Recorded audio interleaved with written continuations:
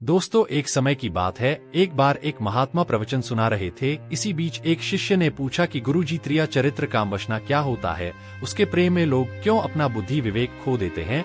फिर महात्मा ने शिष्य को एक कहानी सुनाई और कामवासना के बारे में बताया। एक साधु और एक औरत की कामवासना की। सुनिए यह कहानी, किस प्रकार एक पत्नी ने अपने पति की धोखा दिया तथा एक साधु के साथ रही। हिंदी में कहानी। कहावत है, जब दिल आया गधी पर तो परी क्या चीज है। इस कहावत को रजनी ने चरितार्थ किया था। उसकी नजरें एक साधु से लड़ गईं। वह साधु साधु नहीं था, स्वाधु था। जवानी दीवानी होती है। रजनी भी जवान थी, खूबसूरत थी और उसकी इसी खूबसूरती पर साधु भी रीझ गया था। साधु की झोंपड़ी गांव से काफी दूर थी। इसकी झोंपड़ी के करीब ही एक नदी बहती थी। रजनी हर रोज देर रात में, जब पूरा गांव नींद के आगोश में समाया होता था, चुपचाप उठकर साधु की झोंपड़ी में चली जाती और कई घंटे वहां रात बिताकर लौटती थी। रजनी और साधु का यह प्रेम मिलन महीनों चलता रहा। किसी को इसकी खबर नहीं थी। वह जानती थी कि उसकी इस हरकत का शायद किसी को भी पता नहीं था, क्योंकि यदि पता होता तो कहीं न कहीं कोई न कोई तो कुछ कहता ही या कोई रोक टोक करता।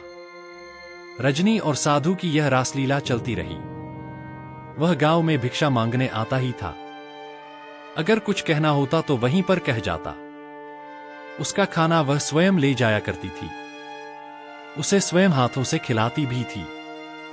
रजनी तो साधु के मोहपाश में बंधी हुई थी, लेकिन उसके घरवालों ने उसकी शादी तय कर दी। हो सकता है कि उन्हें रजनी और साधु के मिलन पर शक हो गया हो या किसी ने उनसे शिकायत कर दी हो। उस साधु से रजनी का पिंड छुड़ाने का और कोई तरीका नहीं था।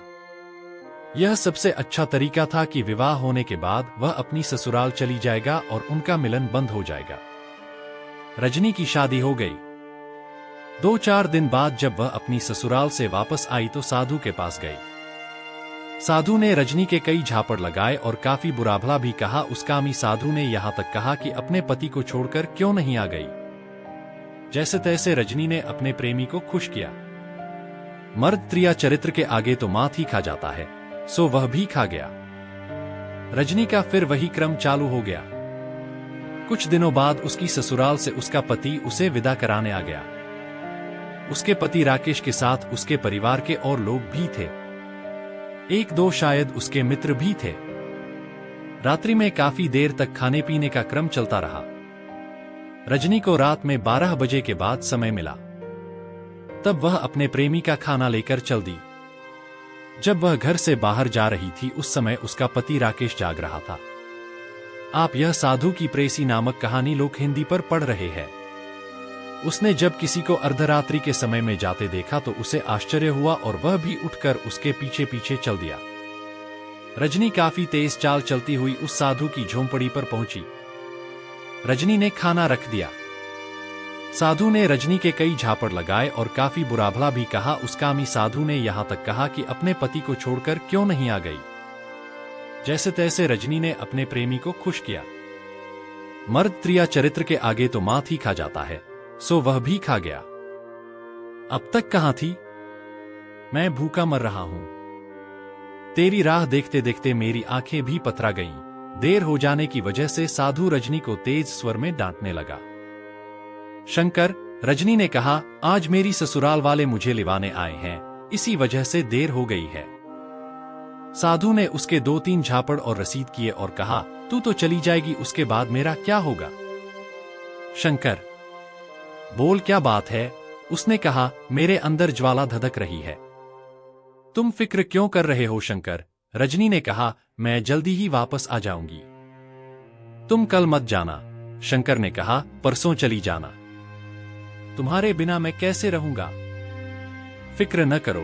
रजनी ने कहा, यदि संभव हुआ तो मैं कल रुक जाऊंगी और उसके बाद यदि मैं ज्यादा दिन तक न आ पाई तो तुम वहां आ जाना। मैं किसी न किसी बहाने तुमसे मिलने आती रहूंगी, यही ठीक रहेगा।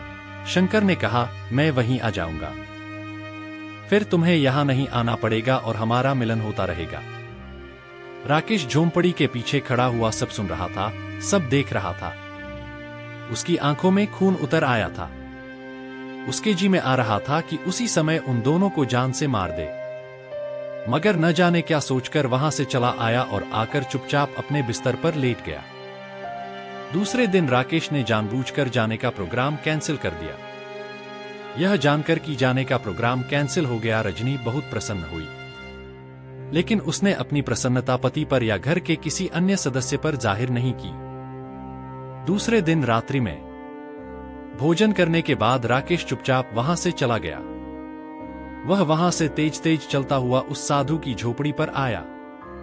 उसने वहां जाकर साधु शंकर के 2 टुकड़े कर डाले और फिर वह वहीं पर खड़े एक पेड़ पर चढ़ गया। वह अपने आप को पत्तों में छुपाए हुए था। करीब 1 घंटे बाद उसकी पत्नी रजनी वहां आ गई। वह एक हाथ में थाल में शंकर के लिए भोजन लिए हुए थी। उसने दुल्हन की तरह श्रृंगार कर रखा था। रजनी शंकर की झोंपड़ी में पहुंची। उसने वहां जाकर शंकर के 2 टुकड़े देखे। शंकर की यह हालत देखकर रजनी की जो हालत हुई वह देखने लायक थी। आप यह साधु की है। उसने वहीं पास में पड़ा हुआ गंडासा उठा लिया था और नदी किनारे पर इधर से उधर तक दौड़ती फिर रही थी। निश्चित था कि यदि शंकर का कत्ल करने वाला उसे मिल जाता तो वह उसके टुकड़े टुकड़े कर डालती। प्रेम और विरह की अग्नि ने उसके तन बदन में आग लगा रखी थी। उसने नदी के किनारे पर इधर से उधर कई चक्कर काटे और जब कोई नजर न आया तो गंडासे को वहीं पर डालकर लकड़ियां इकट्ठी करने लगी। कुछ लकड़ियां तो उसकी झोंपड़ी में थीं, कुछ और इकट्ठी की और फिर उसके सिर को धड़ से जोड़कर उसने झोंपड़ी का फूस नीचे गिराया और धुएं की आग से उसमें आग लगा दी। शंकर की चिता जलने लगी। जब चिता खूब धू-धू कर जलने लगी तो वह थके से कदमों से अपने घर की ओर चल दी। उसके जाने के बाद राकेश पेड़ से नीचे उतरा और वापस चल दिया। वह आकर अपने बिस्तर पर लेट गया। कुछ देर बाद नींद ने उसे अपनी आगोश में ले लिया। रजनी भी आकर अपनी चारपाई पर लेट गई। वह पूरी रात 1 मिनट को भी न सो सकी थी। वह अपने प्रेमी साधु शंकर की याद में पूरी रात आंसू बहाती रही। सुबह उठकर प्रतिदिन के आवश्यक कार्यों से निवृत्त होकर तैयार हो गई अपनी ससुराल जाने के लिए। यह सत्य है कि नारी का हृदय भी सागर की तरह विशाल और गहरा होता है। उसमें न जाने क्या क्या समा जाता है। सुबह उसके चेहरे पर रात की घटना की जरासी भी परछाई नहीं थी। चेहरे पर किसी तरह की कोई शिकन नहीं थी। राकेश ने भी कमाल का काम किया था। उसने रात को घटना की किसी से कोई जिक्र नहीं किया था। वह अपनी पत्नी को विदा कराकर ले आया था। उसने शायद यह सोचकर अपनी पत्नी रजनी को माफ कर दिया था कि जीवन में गलती किससे नहीं होती। गलती को यदि माफ न किया जाए तो गलती करने वाला गलती और भी करता चला जाता है। शायद राकेश ने रजनी को इसलिए भी माफ कर दिया होगा क्योंकि उसने उसका काम ही तमाम कर दिया था और अब पत्नी द्वारा किसी भी तरह की हरकत करने का कोई चांस नहीं था। देख लिया मर्द कितने दरियादिल और क्षमा करने वाले होते हैं। उसने उस औरत को भी माफ कर दिया जिसे उसने गैर की बाहों में देख लिया था, जिसे वह जानता था कि वह बदचलन है। माफ कर दिया तो क्या हुआ? मैना ने कहा, उसने तो उसके प्रेमी को जान से मार दिया था। राकेश रजनी को अपने घर ले आया। वह उससे उसी तरह ईमानदारी से प्यार करता रहा जैसे कि लोग अपनी पत्नियों को प्यार करते हैं। काफी समय बीत गया। उनके मध्य किसी किस्म की कोई बात नहीं हुई। वे दोनों ही अपनी अपनी ड्यूटी निभाते रहे। मगर एक दिन रात में राकेश और रजनी दोनों बाहर बैठे हुए थे। राकेश भोजन कर रहा था। राकेश ने रजनी को संबोधित करते हुए कहा, रजनी जरा एक गिलास पानी ले आना। अंदर कैसे जाऊं, डर लगता है। उसकी बात सुनकर राकेश को हंसी आ गई। क्या बात है? रजनी ने कहा, तुम हंस क्यों रहे हो? हंसी इस बात पर आ रही है, राकेश ने कहा, तुम्हें अंदर घर में से गिलास लाते हुए डर लग रहा है और उस समय डर नहीं लग रहा था जब तुम आधी रात को शंकर की लाश के लिए नदी किनारे लकड़ियां चुराती फिर रही थी। न जाने कैसे अचानक यह बात उसके दिल में आ गई थी और उसने कह दी, वरना वर्षों गुजर गए थे, कभी इस बात का उसने जिक्र तक नहीं किया था और तो और उससे कभी यह भी नहीं पूछा था कि उसने कभी किसी से प्यार भी किया था या नहीं। राकेश के मुंह से इस बात को सुनते ही रजनी की आंखें मशाल की तरह जल उठीं। वहीं थोड़ी दूरी पर गंडासा रखा था। उसने लपक कर उसे उठा लिया और अपनी पूरी शक्ति से राकेश पर वार कर दिया। राकेश एकदम सतर्क हो गया था। वह चारपाई से कूदकर एक तरफ खड़ा हो गया। रजनी ने इतनी जोर से गंडासे का वार किया था कि चारपाई की पाटी भी कट गई। उसने राकेश पर कई वार किए। राकेश को अपनी भूल का एहसास हुआ। वह सोच रहा था कि उसने यह सब कहकर बहुत बड़ी भूल कर दी है, मगर अब क्या हो सकता था। तीर तो कमान में निकल चुका था। उसने बार बार उससे कहा, रजनी, होश में आओ, गुस्से को थूक दो, तुम्हें परेशान करने या बेइज्जत करने का मेरा कोई इरादा नहीं था। तुम खुद सोचो कितने वर्ष हो गए, आज तक मैंने इस विषय में कोई जिक्र नहीं किया। मैं आज भी इस बारे में कुछ नहीं कहता। पता नहीं कैसे मेरे दिमाग में बात आ गई और मेरे मुंह से निकल गई, मुझे माफ कर दो। रजनी पर राकेश की बातों का कोई असर नहीं हुआ। वह वार पर वार करती रही। रजनी की आंखों में वैसा ही खून उतर आया था जैसा साधु शंकर की 2 टुकड़े हुई लाश को देखकर उतरा था। राकेश ने आज वक्त की राख में दबी चिंगारी को हवा दे डाली थी। उसी वजह से उसके हाथों में गंडासा आ गया था और वही दृश्य उपस्थित हो गया था। इसी बीच काफी समय गुजर गया। राकेश को ऐसा लगने लगा था कि रजनी उसे जिंदा नहीं छोड़ेगी। कई पलों के बाद उसने गंडासा अपनी ही गर्दन में मार लिया। उसने अपनी गर्दन को धड़ से अलग कर लिया। वह मर गई थी। राकेश अपनी भूल पर अफसोस कर रहा था। उसे बार बार अपनी गलती का एहसास हो रहा था। जो होना था वह तो हो गया था। उसका कोई इलाज तो था नहीं।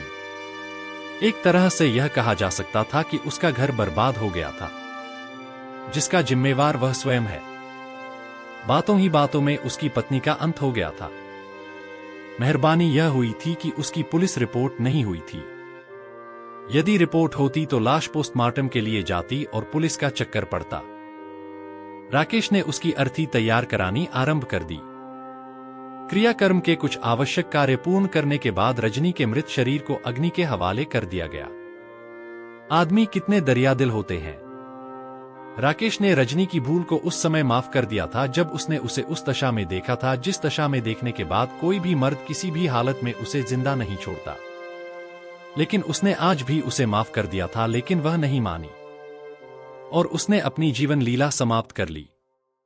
फिर महात्मा बोले, कामवासना के चक्कर में इंसान की जिंदगी किस तरह से बर्बाद हो जाती है। इंसान चाहे तो सबसे दूर होकर अपना जीवन खुशहाल बना सकता है,